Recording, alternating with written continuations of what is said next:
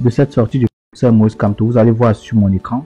Là, alors là, vous avez clairement l'intervention du professeur Moïse Kamto, une intervention salutaire, une très belle intervention. Et c'est en cela qu'on distingue les gros calibres des petits calibres. Je vais apparaître juste ici à côté. Le temps que vous me voyez pendant que je ferai la lecture. Alors, Moïse Kamto, 2 points. Je ne suis pas sûr qu'attendre l'après Biya aboutisse à un changement au Cameroun, dit-il. Arrivé deuxième à l'élection présidentielle 2018, l'opposant ne veut pas rester les bras croisés en regardant la déliquescence du pays, nous dit le journal. Alors, voici l'intervention qu'il a eue là-bas. Moïse Kamto continue de clamer sa victoire à la présidentielle de 2018 au Cameroun, avec les risques que cela comporte. Il a depuis été emprisonné, assigné à résidence et au moins 124 de ses militants sont détenus sans jugement depuis 1 an. Ancien ministre délégué à la justice de son pays, Moïse Kamto n'avait pas besoin de la politique pour s'accomplir. De passage à Paris, il n'a pas été reçu par,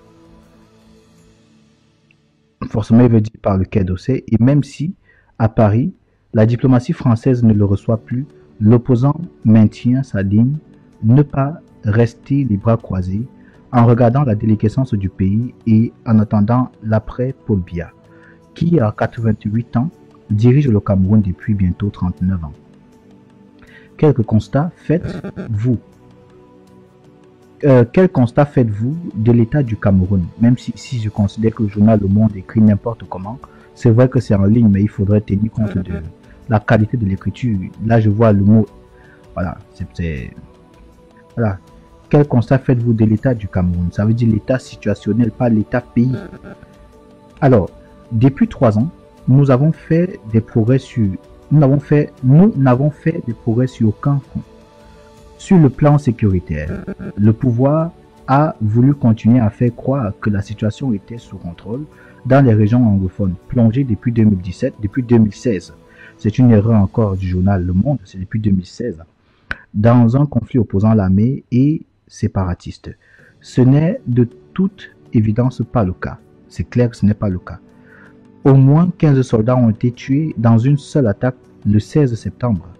Le ministre de la Défense a reconnu que les sécessionnistes ont désormais des équipements qui n'ont plus rien à voir avec ce qu'ils avaient avant. Les tueries continuent parce que l'on ne s'est jamais attaqué aux causes de la guerre. Alors, le professeur Moïse Kamto dit plus tard, donc ça c'est pour ceux qui veulent continuer plus tard à lire parce que c'est dans la session lire aussi. J'espère que vous avez compris cette partie-là et c'est très important que nous en parlions. Donc avant qu'on entre dans le projet du MRC, il est fondamental que vous compreniez le projet mené par le MRC et surtout la lutte, le sens de la lutte développée aujourd'hui au Cameroun et à l'extérieur du Cameroun par le professeur Moïse Kamto. Cette intervention vous donne bien à comprendre. Pour ceux qui ne comprennent pas pourquoi le professeur Moïse Kamto est en diaspora depuis un certain temps, j'espère que cette intervention dans le journal Le Monde vous donne donc à comprendre exactement les raisons pour lesquelles il se trouve en Europe. Donc, le premier point déjà qui m'a intéressé, c'est cette phrase importante. Je ne suis pas sûr qu'attendre l'après Biya aboutisse à un changement au Cameroun. Alors, il faut que vous sachiez, chers amis camerounaises, amis avec eux et amis sans eux, qu'en politique, il n'y a pas de doute possible. Quand un politicien vous dit que je ne suis pas sûr, ça veut dire que il n'y a pas de possibilité que après Biya, si rien n'est fait, qu'on pense à un quelconque changement. Et je suis totalement d'accord avec lui parce que quand on regarde le paysage du Cameroun, merci à toi Nestor Nana et bienvenue dans le direct. Merci de partager le direct. Quand on suit en quelque sorte l'évolution du Cameroun, que ce soit sur le plan politique, sur le plan social, sur le plan culturel, même sur le plan administratif et religieux, il est obligatoire de comprendre que le Cameroun tel qu'il va ne change en rien, ne diffère en rien du Cameroun que nous avons connu il y a de cela des années.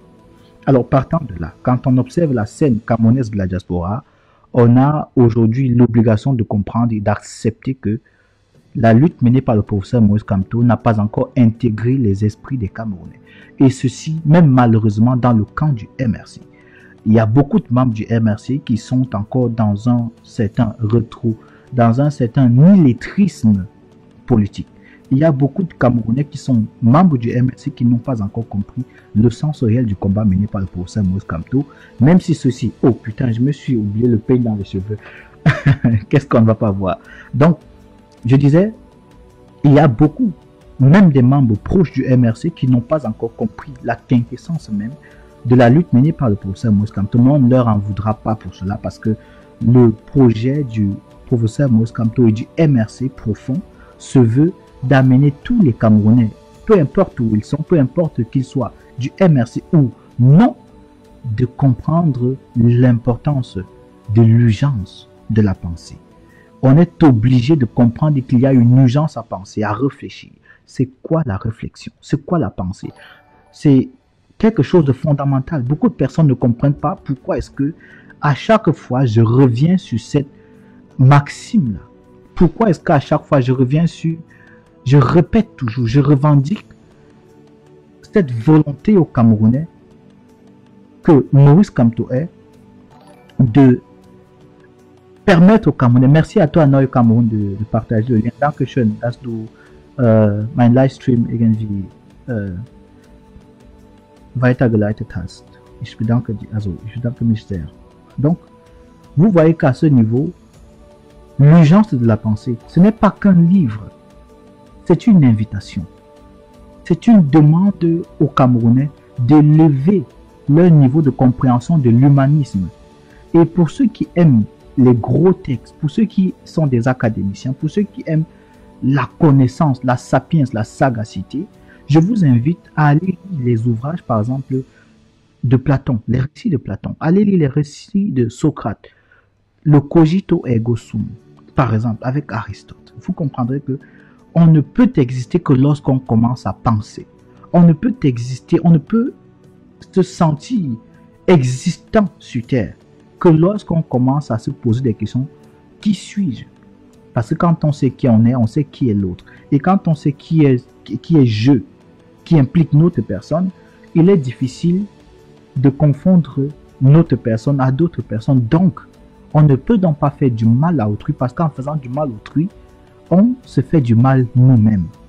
Alors, on commence à savoir quelles sont les libertés qui nous sont données et les libertés qui sont données à autrui. On commence à savoir ce qui appartient à l'autre et ce qui nous appartient à nous. Et dans un pays où vous voyez la police être aussi brutale, agressive quand les populations se lèvent pour revendiquer ce qui leur appartient de droit, vous comprenez que même l'État camerounais, le gouvernement camerounais dans sa grande majorité, n'a pas encore compris ce que c'est que la chose publique et ce que c'est que la chose du peuple. Le Cameroun n'appartient pas au gouvernement, le Cameroun appartient au peuple et le gouvernement n'est qu'un instrument, un pont par lequel le peuple peut arriver à gérer ses ressources, gérer son bien-être, gérer son équilibre. C'est ça l'urgence de la pensée. Quand on est dans l'urgence de la pensée, on ne se pose plus les questions banales. On ne se pose plus les questions ventriloques, on ne se pose plus les questions stomacales, on se pose des questions d'utilité publique. Et c'est ça l'invitation que nous avons dans cette maxime de l'urgence de la pensée. Alors, dans ce texte que vous voyez, produit par le professeur Moïse Kamto, dans cette intervention dans le journal Le Monde, vous voyez clairement que le professeur Kamto, aujourd'hui, on est pratiquement, depuis 2018, on va pratiquement à 4 années de résistance pacifique. Et le professeur Moïse Kamto, donc, en termes de bilan prévisionnel, en termes de bilan provisoire, laisse déjà comprendre à tous ceux-là qui sont dans la diaspora européenne, américaine, asiatique et consorts, même en Afrique, de comprendre que si nous restons toujours là, à espérer que la mort de Paul Biya, que la disparition de Paul Biya, que l'absence de Paul Biya au sein de la machine dirigeante du Cameroun facilitera le changement ou faciliterait le changement, eh bien, on se trompe. Et là, on se trompe. Vous comprenez, chers amis, à travers cette phrase, je ne suis pas sûr qu'attendre l'après-Biya aboutisse à un changement au Cameroun. Ce n'est pas une interrogation, il n'y a pas de point d'interrogation derrière.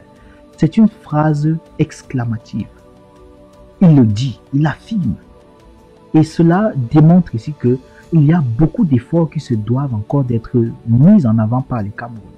Il y a beaucoup d'efforts qui se doivent d'être mis en avant, qui se doivent d'être, comment dire, qui se doivent être mis en exergue, qui se doivent d'être faits par les membres du MRC, par le directoire du MRC, par l'ensemble du peuple camerounais. C'est de cela qu'il est question. Vous voyez qu'après être arrivé deuxième à l'élection présidentielle, en fonction de la machine, du système, de la systémique corruptionnelle, de la systémique coalitive entre le RDPC, les organes de base du RDPC et les CAM, le Conseil constitutionnel, le professeur Moïse Kamto jusqu'aujourd'hui revendique sa victoire, mais c'est par ailleurs que le départ, l'inexistence, l'immatérialité de Paul Biya n'aboutit pas forcément à un changement au Cameroun. Ça veut dire que le changement n'est pas lié à Paul Biya. Et ceci remet donc en cause. Ceci s'inscrit dans une contradiction totale avec les discours que vous verrez sur les réseaux sociaux qui, parfois, lorsqu'un Camerounais se met à agir en dichotomie avec la mentalité impulsée en quelque sorte par cette lutte que nous avons engagée en 2018 et que d'autres Camerounais essaient de le ramener à la raison, essaient de l'attirer vers cette maxime de l'urgence de la pensée, c'est-à-dire de la responsabilisation de ce dernier. Et il y a beaucoup de discours qui arrivent parfois et qui disent aux gens, non, l'adversaire c'est Paul Biya. Ne tirez pas sur tel activiste, ne tirez pas sur telle personne. Ne revendiquez pas ceci, cela, de tel groupe, de telle organisation. Non, l'adversaire c'est Paul Biya. Vous voyez donc que dans cette intervention, le professeur Kamto vous rappelle que l'adversaire ce n'est pas Paul Biya. L'adversaire n'est pas Paul Biya. Et je suis content parce que c'est ce que nous essayons de faire comprendre aux Camerounais depuis 2018. Que Paul Biya soit là ou pas, il y a un système qui est implanté au Cameroun. Et ce système, en tant que système, a systématisé la pensée des Camerounais. Et il faut donc que les Camerounais arrivent à sortir de cette façon de penser. Parce que ce n'est qu'en sortant de cette façon de penser que le Cameroun pourrait donc penser à changer, même si Paul Biya n'est pas là. Voilà la lecture que je voulais vous faire de cette sortie du professeur Kamto dans le journal Le Monde et à Jeune Afrique Économie, à Jeune Afrique, le journal Jeune Afrique.